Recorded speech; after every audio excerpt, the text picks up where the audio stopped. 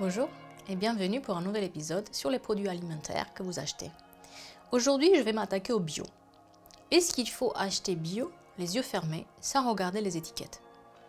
Je vais faire une petite démonstration avec le lait d'amande. C'est un lait végétal qui est très à la mode en ce moment.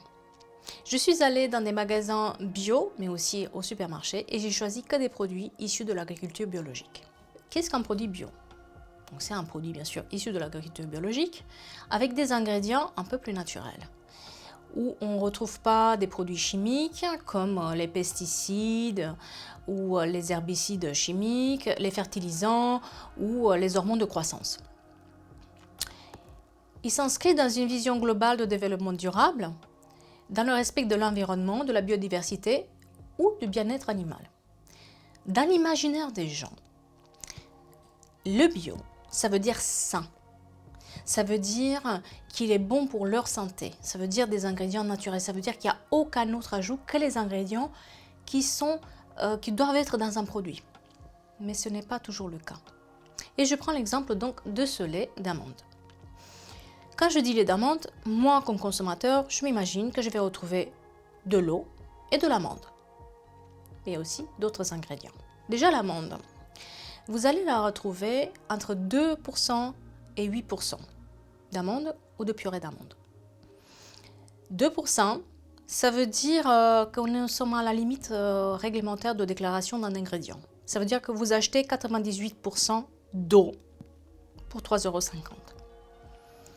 Ce qui en soi, c'est un choix.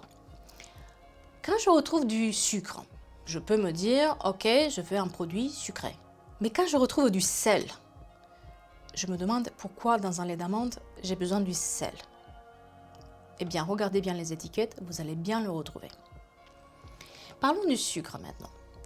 Il y a des marques où vous allez avoir ce qu'on appelle une allégation nutritionnelle, un slogan qui dit sans sucre ou sans sucre ajouté. Ça veut dire qu'on n'a pas rajouté du sucre autre que celui en provenance des amandes.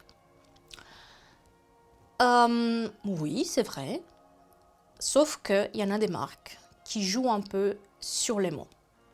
Et vous allez retrouver dans la liste d'ingrédients ce qu'on appelle épaississants. Ils ont un rôle technologique, ils sont là pour donner un peu plus de consistance au produit. Et ces épaississants, ils vont être l'amidon de riz, la maltodextrine, qui en soi, en fait, sont des glucides.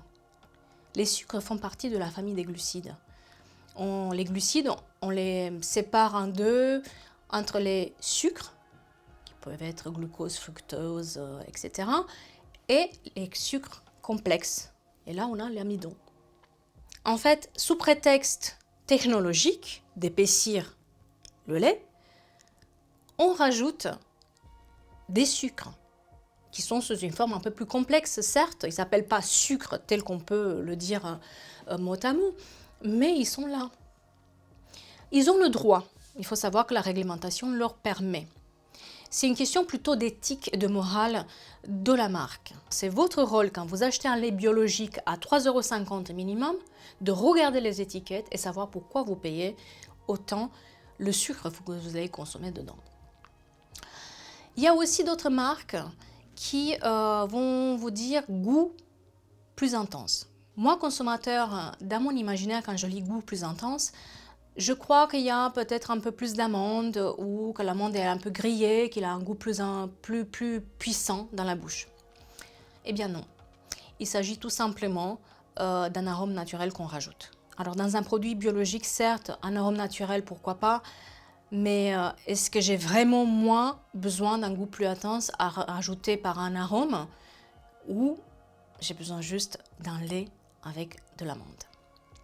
Eh bien, il y a aussi des marques qui ont un lait juste fait avec amande à 8% et de l'eau. Donc, technologiquement parlant, c'est possible. Mais c'est peut-être plus économique de vous donner un lait dans lequel on retrouve des épaississants, des stabilisants, du sel et d'autres ingrédients qui coûtent moins cher et se faire la marge dessus.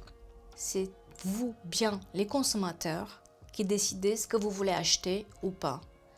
Et si ça ne vous convient pas, c'est à vous aussi de le dire. Lisez les étiquettes. Et si vous n'êtes pas des experts, prenez par exemple une application comme Yuka qui vous donne des clés pour lire les étiquettes et les comparer. Si vous avez aimé cet épisode sur le bio, n'hésitez pas à m'écrire. Si vous avez d'autres interrogations, je serai ravie de vous répondre. À bientôt!